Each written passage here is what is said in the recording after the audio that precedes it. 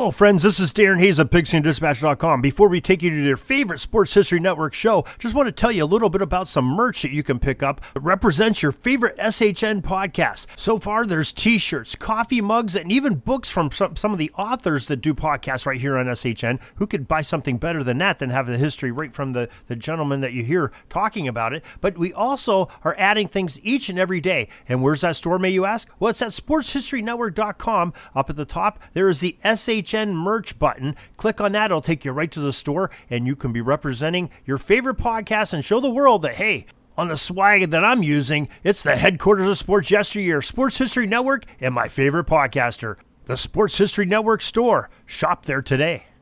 Now it's time to take a sports break, a look at sports history on a daily basis. Hello, my friends of sports history. This is Darren Hayes of the Sports Jersey Dispatch podcast. Welcome once again to the Pig Pen, your place for all things great in sports history. And we have your sports break for September 29th coming up. But before we do, want to let you know we have a daily email newsletter. You can join our newsletter, get it every day, 6:30 a.m. Eastern, in your email inbox by filling out 2 pieces of information. Sign-ups are on the show notes of this podcast or on jerseydispatch.com or Pigskin.com. Your uniform numbers for the September 29th we'll talk about are 25, 26, 10, 32, 8, 26, 6, 50, 11, 43, number 1, 31, 44, 23, 16, and number 37. It all starts September 29th, 1913. Major League Baseball's Washington Senators pitcher Walter Johnson won his 36th game of the 1913 season on this day. In September 29, 1920, the New York Yankees slugger Babe Ruth set a then MLB home run season record at 54 bangs over the wall with a 9th-inning shot off of Dave Keefe in New York's 7-3 win at the Philadelphia Athletics. September 29, 1927.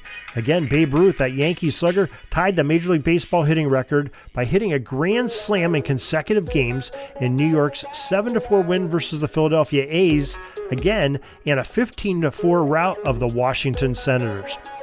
September 29, 1954, Willie Mays, the Say Hey Kid, number 25 of the New York Giants, made his famous over-the-shoulder catch of Baltimore Orioles number 20, Vic Wertz's 460-foot drive during Game 1 of the World Series in 1954. September 29, 1963, the St. Louis Cardinals celebrated Stan Musial Day in St. Louis for old number 6 Stan Musial's final game with the club, where he hit his 3,629th and 3,630th total career hits, and he had 475 home runs during that great career. September 29, 1965, the Philadelphia Phillies catcher, number 10, Pat Corrales. Well, he set a record by reaching base twice on a catcher's interference in one game and had a total of 6 times of that same instance in one season. I guess it takes a catcher to know how to make another catcher interfere. September 29, 1966, the Los Angeles Dodgers pitcher, number 32, Sandy Koufax, pitches his third 300 strikeout season. Great when you can do that, when you have 300 Ks by one man every year. September 29, 1968, the Boston Red Sox number 8, Carl Yastrzemski, had a .3005 average and won his second straight batting crown in 68. Also that same day in 1968, Chuck LaTourette, number 26 of the St. Louis Cardinals football team, set an NFL record with a 47.7-yard punt return average on 3 punts in a game he played that day. September 29, 1969, Boston Red Sox number 6, Rico Petrocelli, hits a shortstop record of 40th home run of that season of 69. September 29, 1969, Steve O'Neill, number 20 of the New York Jets football team, he kicked the longest NFL punt of 98 yards against the Denver Broncos. September 29, 1976, the San Francisco Giants, number 26, John Montefusco, threw a no-hitter against the Atlanta Braves in a 9-0 Giants victory. September 29, 1979, Houston Astros, number 50, J.R. Richard. Well, he struck out a National League season-high righty record of 313 batters. September 29th, 1979, Los Angeles Dodgers, number 11, Manny Mota hit his 146th pinch hit. In 1983, on September 29th, Oakland A's, number 43, Mike Warren threw a no-hitter against the Chicago White Sox for a 3-0 victory. September 29th, 1985, the Houston Oilers quarterback Warren Moon, wearing number 1, was sacked an NFL-tying 12 times by the Dallas Cowboys defense. He was definitely taking an ice bath that next day, I'm sure. September 29th, 1986, Chicago Cubs Greg Maddux, number 31, defeated his sibling, Phillies pitcher Mike Maddux, number 44, in a game for the Major League Baseball where two rookie brothers faced off each other in a game. It was the first time that ever happened. Both are brothers and they're both rookies. Mike Maddux, they're not twins by the way. Mike Maddux is elder by about 5 years, but it was in his first season in the Bigs as well as Greg Maddox's first year also in Major League Baseball. September 29, 1986, the Cleveland Indians number 16, Jay Bell, a rookie, became the 10th player to hit a home run on his first Major League pitch that he saw. September 29, 1987, New York Yankee Don Mattingly, number 23, hit his 6th Grand Slam of that season. In September 29, 1996, the Houston Astros organization has a ceremony to retire Nolan Ryan's number 34 jersey. A great pitcher, definitely deserved it.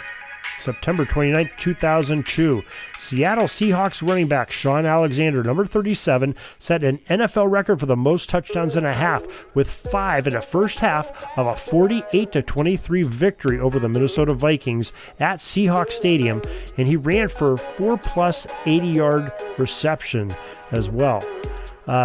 September 29, 2018, the New York Yankees Venezuelan second baseman Gleyber Torres, number 25, smashed a 2-run homer in an 8-5 win versus the Boston Red Sox at Fenway Park, and the Yankees' Major League Baseball record 265th homer of the season. Well, that was topped off by the 266th in the 7th inning by Giancarlo Stanton. And that is your sports break for September 29th. That is your sports history. I'm glad you joined us today. Hope you enjoy it and join us each and every day for some more great sports history. Until tomorrow, everybody, have a great sports history day. Sorry, but my pitching coach just called timeout and he's coming out to the mound. I think I'm going to get yanked for a reliever. We'll see you back tomorrow for some more great sports history on Sports Jersey Dispatch Podcast. We invite you to check out our websites, jerseydispatch.com and pigskindispatch.com. Not only see the daily sports history, but to experience the preservation of great events and people that play the games. Find us on Pigskin Dispatch. It's also on social media outlets of Facebook, Twitter, Instagram, and don't forget the Pigskin Dispatch YouTube channel. Get all your daily sports history. Pigskin Dispatch is happy to be associated with the Sports History Network, the sports headquarters of yesteryear, found at sportshistorynetwork.com. This podcast is part of the Sports History Network, your headquarters for the yesteryear of your favorite sport. You can learn more at sportshistorynetwork.com.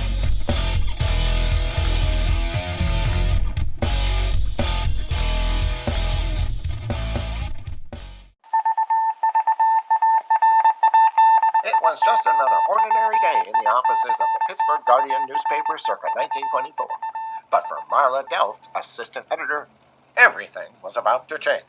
For she was about to discover the awesome attractiveness of Row 1 brand retro sports paraphernalia items thanks to Orville Mulligan, sports writer. And there it is. Wow, Orville, that's really the bee's knees. Isn't it just? A poster-sized replica of the actual 1909 World Series program cover. I can see that. But where did you get it? And where'd you get it framed? I ordered it from the Row 1 website, where over 6,000 items of sports memorabilia from the 1880s to the 1990s are available for reproduction, in multiple sizes and in several different materials, with over a dozen styles of frame to choose from for prints like this. Well, I'm sure Mr. Delft would love to put up more of these in the office. But I'm equally as sure they're beyond this newspaper's budget. Not at all, my dear Marla. See for yourself. Go to sportshistorynetwork.com/row1. sportshistorynetwork.com/row1. Oh my, these are good prices. Oh, and look at this stuff. Oklahoma-Nebraska football, college basketball art, Michael Jordan items. And so it retro was that sports Marla Delft advertisement discovered the clapboards. splendiferous magic of Row 1 sports memorabilia, arts, and prints. You can too by visiting sportshistorynetwork.com/row1. That's ROW number 1 today for access to the full Row 1 catalog of gallery prints and gifts like t-shirts, long-sleeve shirts, telephone cases, coffee mugs, blankets, pillows, towels, and even shower curtains. Act today for 15% discount off all prints with coupon code SHN15 and 20% off all other items with coupon code SHN20 at checkout. And keep your dial locked to the Sports History Network for the exciting chronicles of the 1920 sports world in Orville Mulligan, Sports Writer. Coming soon.